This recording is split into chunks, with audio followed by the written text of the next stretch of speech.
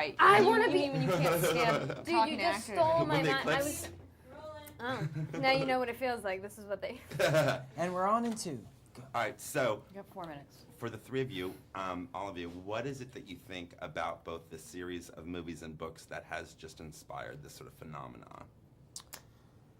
I think, well, you have the whole vampire folklore, which is always interesting, but you mix that with this love story, and you know, that's a timeless tale, the Romeo and Juliet story. But what I liked about it is somewhere along the lines, Hollywood kind of made vampire movies like horror movies, and so when my agents called me and said, "Do you want to do this vampire movie called Twilight?" I said no, and then I read the books and I fell in love with them because I did, because I was thinking like bats in caves and like blood and guts and gore, but this was more of a throwback to what vampire movies originated from, and it was like mysterious and sensual and sexy, and you mix that with this love story and it makes a really appealing story. So I just think like a lot of the themes are very universal in that, you know, everybody likes to sort of have this like imagine this ideal love or this ideal relationship that in a sense like could never really exist, and not just because Edward's a vampire, but because I think that it kind of represents like all first relationships in this sort of like you want to just dive in head first and nothing else matters, and after that one ends, which I think for most of us it does, you never really get that again because you're just too aware of what the reality is. And so I think that people, you know, really like eat up these books because we all kind of want that again. Well, I think after you get hurt, like your pragmatism takes over, and so you can't be that innocent, Yeah. like I would die for you, someone will die for me kind of a... Yeah, absolutely. Now you're like, you go die. What do you think, Liz?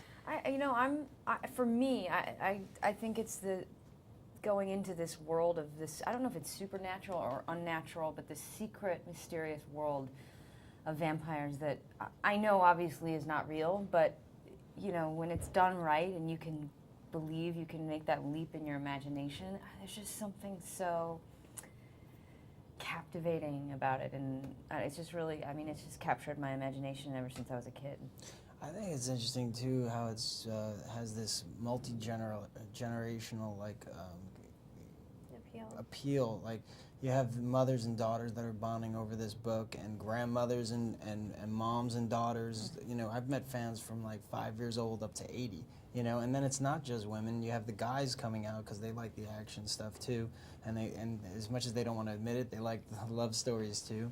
And then the boyfriends and girlfriends go see the movies. So you have boyfriends, girlfriends, dads taking their daughters, moms taking their daughters, and you know it has a little bit of everything for everybody.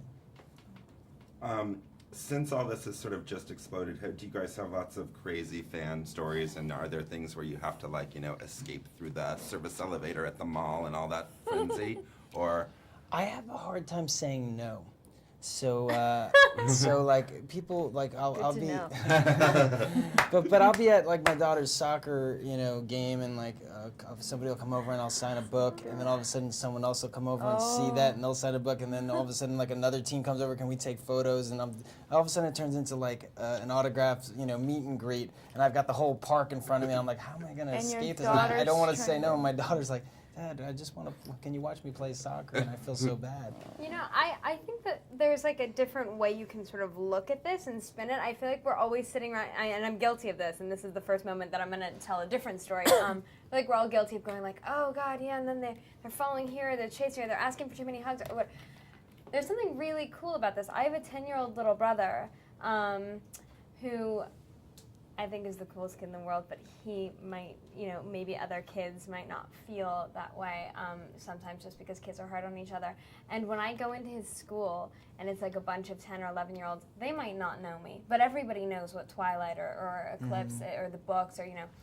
And it just like, it does create this frenzy, and the look on his face and how happy he gets and the smile from here to here, it's so worth it. There's nothing I can complain about, you know what I mean?